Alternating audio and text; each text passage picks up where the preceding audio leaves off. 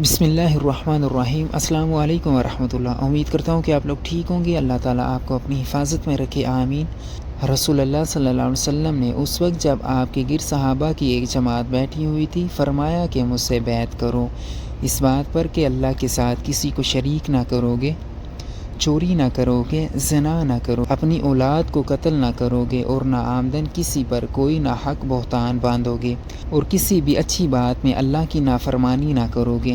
جو کوئی تم میں اس عہد کو پورا کرے گا تو اس کا ثواب اللہ کے ذمہ ہے، اور جو کوئی ان بری باتوں میں سے کسی کا ارتکاب کرے اور اسے دنیا میں اسلامی قانون کے تحت سزا دے دی گئی تو یہ سزا اس کے گناہوں کے لیے بدلہ ہو جائے گی، اور جو کوئی ان میں سے کسی بات میں مبتلا ہو گیا اور اللہ نے اس کے گناہوں کو چھپا لیا تو پھر اس کا معاملہ اللہ کے حوالے ہے، اگر چاہے معاف کرے اور اگر چاہے سزا دے۔ عبادہ کہتے ہیں کہ پھر ہم سب نے ان سب باتوں پر بیعت کر لی۔ صحیح بخاری حدیث نمبر 18۔